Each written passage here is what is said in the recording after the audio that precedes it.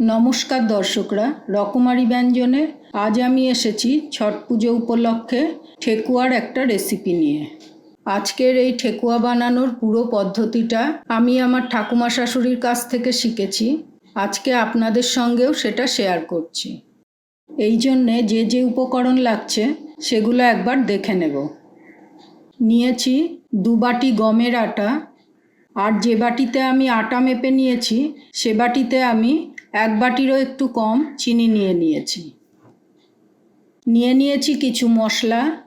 নিয়েছি 2 চামচ half dust করা মৌরি, 2 চামচ হাফ ডাস্ট করা গোলমরিচ, আছে 7 থেকে 8টা ছোটো এলাচ আর 2টো বড় এলাচের দানা হাফ ডাস্ট করা, আর নিয়েছি ময়ানের জন্য ঘি,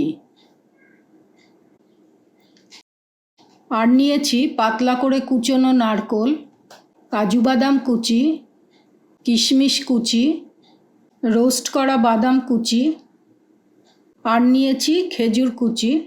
খেজুরের বীজটাকে ছাড়িয়ে কুচো করে নিয়েছি।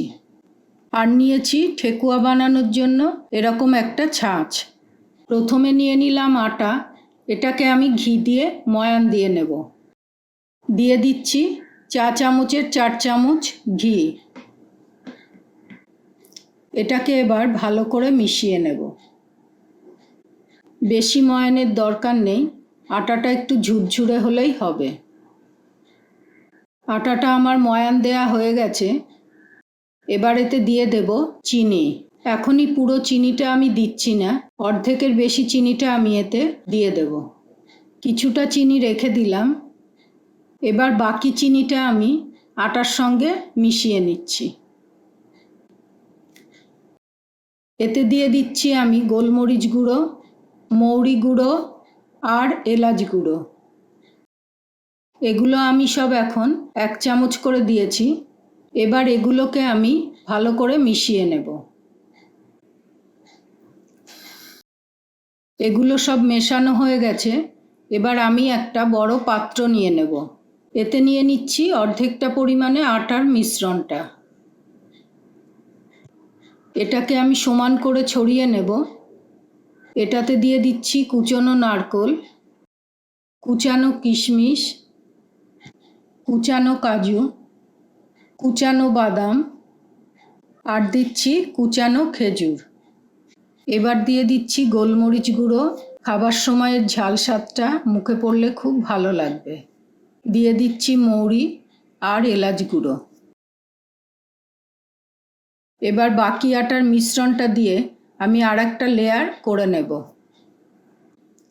এবার এটাকেও সমানভাবে ছড়িয়ে নিলাম। বাকি কুচনো উপকরণগুলি আমি এবার দিয়ে দিচ্ছি। নারকেলটাকে কুচিয়ে দেবারই চেষ্টা করবেন, এটা খাবার সময় মুখে পড়লে ভালো লাগবে। আর দিয়ে দিচ্ছি গুঁড়ো করা বাকি মশলা। এবার ওপর থেকে দিয়ে দেব বাকি চিনিটা। আমার পুরো লেয়ার করা হয়ে গেল। এবার আমি অল্প অল্প করে জল ছিটিয়ে এর থেকে ঠেকুয়া বানিয়ে নেব। এবার ছাঁচটায় ভালো করে ঘি মাখিয়ে নেব। এতে আমি দিয়ে দেব অল্প অল্প করে জল। জলটা আমি একবারেই পুরোটা দিয়ে মেখে নেব না, যতটা প্রয়োজন হবে ততটা দিয়ে মেখেই আমি ঠেকুয়াগুলো বানিয়ে নেব। জল দিয়ে পুরোটা একবারে মেখে নিলে চিনিগুলো গলে যাবে, আর ভাজার পরেও ঠেকুয়াগুলো ভেতরে নরম থেকে যাবে। দেখুন কিভাবে আমি এটা বানিয়ে নিচ্ছি। একটা সাইডে দিয়ে দিচ্ছি 2 চামচ জল। এবার এখান থেকে মুঠো হওয়ার মতো শুকনো করে আমি মেখে নেব।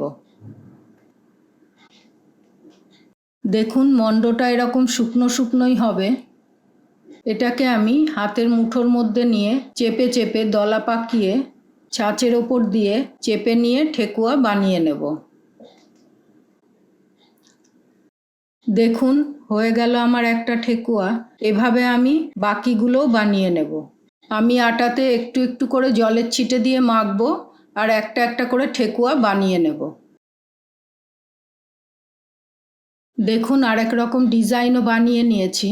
এবার আমি বাকিগুলোও বানিয়ে নেব। দেখুন আমার সব ঠেকুয়াগুলো বানানো হয়ে গেছে। এবার আমি এগুলোকে তেলে ভেজে নেব। গ্যাসটাকে অন করে প্যান বসিয়ে দিলাম। এতে আমি দিয়ে দিচ্ছি সাদা তেল। তেলটা একটু বেশি পরিমাণেই লাগবে। এগুলোকে আমি ডুবো তেলে ভাজবো। গ্যাসের ফ্লেমটাকে আমি লো টু মিডিয়ামে রাখবো। বেশি গরম তেলে আমি ঠেকুয়াগুলো ভাজবো না। তেলটা গরম হয়ে গেছে। এবার আমি ঠেকুয়াগুলোকে এর মধ্যে দিয়ে দেব। একটা দিক শক্ত হয়ে গেছে। এবার খুব সাবধানে আমি এগুলোকে উল্টে দেব। একটু সময় নিয়ে ঠেকুয়াগুলোকে ভেজে নিতে হবে, যাতে ভেতরটা কাঁচা না থাকে।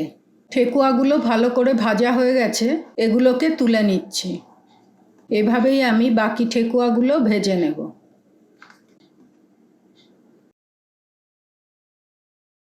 দেখুন আমার সব ঠেকুয়াগুলো ভাজা হয়ে গেছে।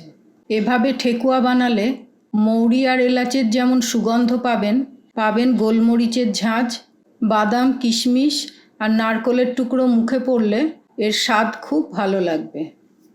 ঠেকুয়ার এই রেসিপিটা যদি আপনাদের ভালো লাগে তাহলে ভিডিওটাকে লাইক করে দেবেন। এই পদ্ধতিতেই আপনারা বাড়িতে বানাবেন। কেমন লাগলো কমেন্ট করে জানাবেন। রেসিপির ভিডিওটাও অন্যদের সঙ্গে শেয়ার করবেন। আরও এরকম রেসিপি পেতে আমার চ্যানেলটাকে সাবস্ক্রাইব করে দেবেন। পুরো ভিডিওটা দেখার জন্য ধন্যবাদ।